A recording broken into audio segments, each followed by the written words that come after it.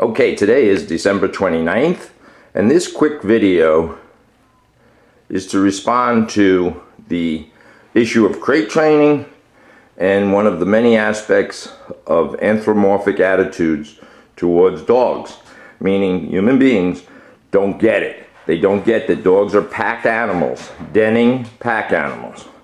So to illustrate this, I'm showing you my house. I have grandchildren. I have 3 dogs that I'm managing in this house. They exist here with me. Because they're pack animals, they need to den. They're denning pack animal. So, what I have is a den. So for those people who think crates are abusive, they just don't understand the nature of the dog. That's like thinking a fish in a fish tank is abusive. But we know that fish thrive in water.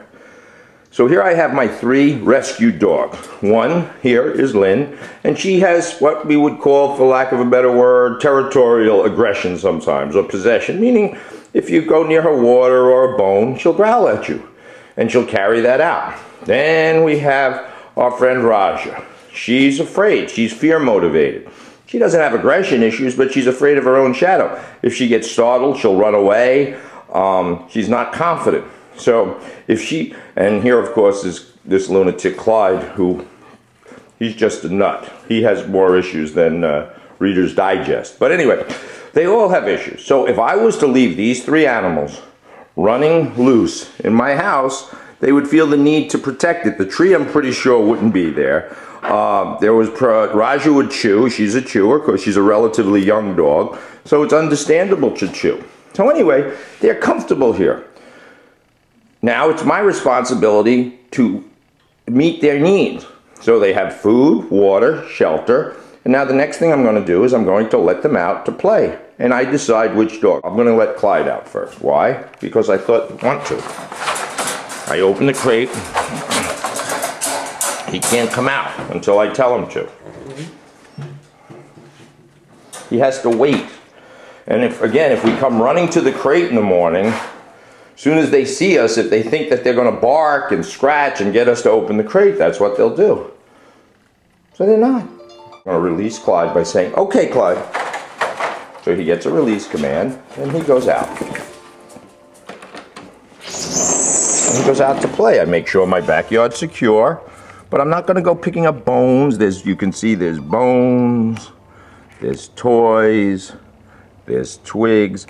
I'm not going to, just because one of these dogs may be possessive over things, I'm not going to clear the whole universe over things that the dog can possibly possess. Rather, I'm going to teach her, Lynn, that this is my backyard and she can't possess anything, really. And this isn't done in an abusive way. I know this may sound a little rough around the edges for those who are more soft and sensitive. These are tough, rugged animals and potentially dangerous. They all came from shelters with some kind of backstory. I'm going to tell Raja to stay. She knows she can't get out unless I tell her. Stay. And he knows he can't come in unless I tell him. Okay, Raj. And I come around to her. She's waiting patiently. Good girl, Lynn. Good, Lynn. Penny. Jade. Whatever the hell your name is. I open. Get back. Stay. She waits. Okay, girl. And then she goes out. They think I'm saying okay to let them in. Come on, let's go. Out. And then they play. Rough. And they might fight. The little one, Lynn, Penny, Jade, has a tendency of becoming possessive over things. And if the others come too close, she'll fight. This is play. So you have to, number one, recognize fight from play, just like children.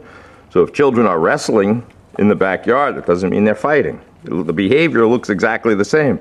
They might even be screaming, jumping off trampolines. It doesn't mean they're fighting. However, the wrestling, the play, can turn into fighting if one's more aggressive than the others, or one's more dominant. I'm going to cut for a minute. I'm going to put water in the bowl and see if I can trigger something. Okay, so I put water in the bowl. All 3 of them just had bowel movements.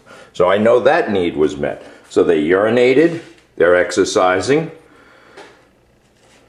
They're playing, they had water, they peed, and pooped. And that is in the matter of 5 minutes. Now depending, and yeah, they're in great shape, none of them are overweight. They're perfectly, so none of them are deprived of exercise or overeating. So they're healthy. I'm going to cut for a minute and we'll see. I want them to get a little riled up to play. So I'm managing my backyard. That's all. This is about animal management. I'm not training the dog. I'm not changing Lynn's personality. I'm not changing Clyde's. I'm not changing Raj's personality. Yeah, there we go. Now they see the deadly squirrels. I don't let them bark at squirrels, or they'll be barking all day. So is anything here look abusive to you? Do these dogs look maltreated? Do they look like they're being abused in any way? Please let me know. I'd like to hear about it. Because the fact is, these dogs are treated better than most family pets who are given free roam of the house and are in a state of anxiety all day long. These dogs don't have anxiety because I take care of everything for them. The dog barking at the mailman is full of anxiety and nervousness all day long. Why? Because nobody's in charge of him. And he has to scare off the dangerous mailman every day. Then the landscaper, then the squirrel, and it becomes a neurotic mess. So you look at my pack here of 3 strange dogs. Lynn's only been here less than a week, 4 days. And these dogs all interact, period. They can get into a fight. Do they look? And when they do, I'm going to yell at them or go out there. Now they're playing over a stick. That's great. So if one becomes possessive over the stick, do I take all the 1,000 sticks that are out here? No.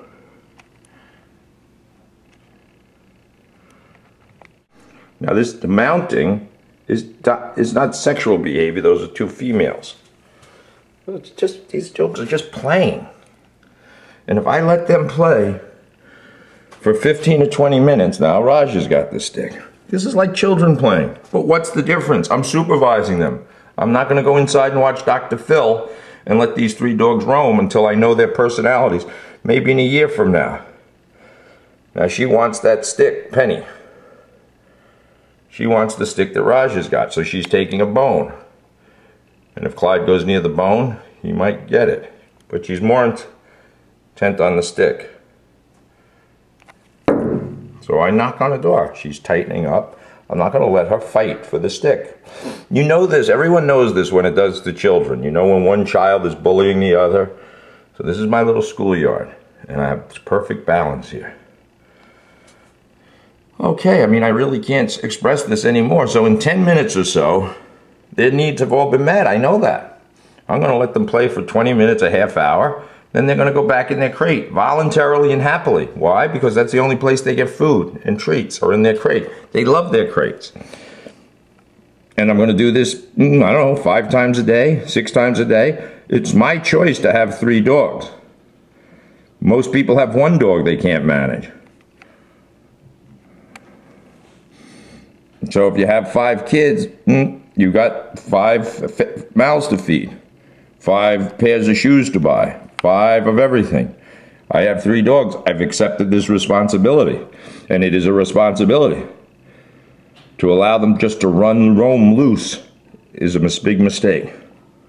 Now look, they look like they're killing each other. And this is their play.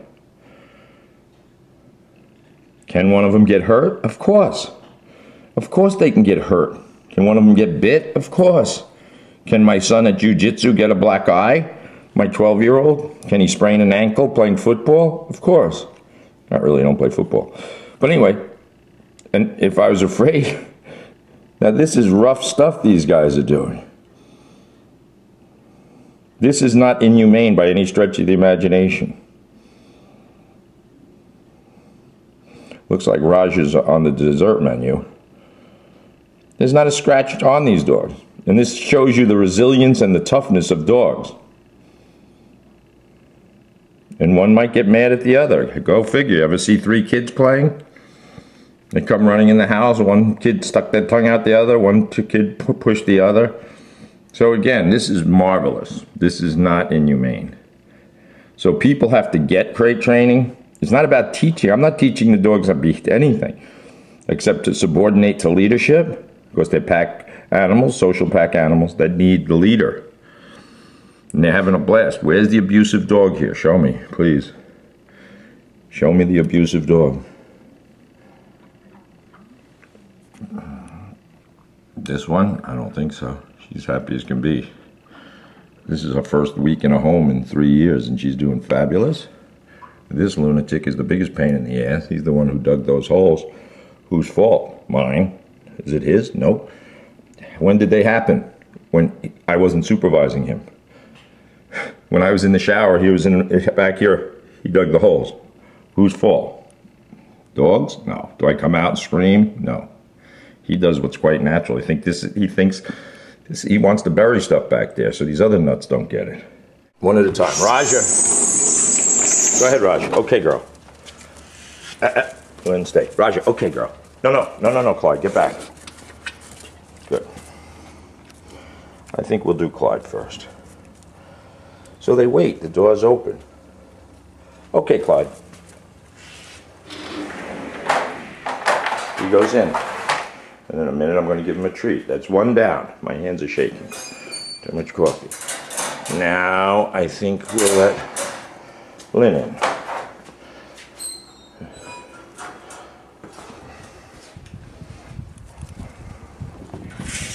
Watch how this works. Stay, Raj. Lynn, come on. Come on, Lynn. Lynn, come on. Okay. Okay, Lynn. Okay. Go place. Good girl. Place. Good girl. She's unhappy. Go place. Place. Good, baby girl. Oh, yeah. Petrified of me. Oh, yeah. So lock the crate. 2 down. 1 to go. How much yelling? How much squirting with water bottles? Say. How much clicking? What am I doing here? Except shaking. She waits. They wait. Did I say S-T-A-Y? Maybe I did. Am I screaming and yelling? Holding food? No. Okay, girl. Okay, Raj. Okay. Good.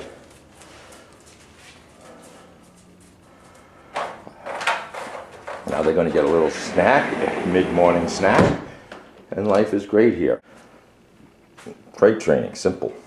3 dogs, not 1. Goodbye.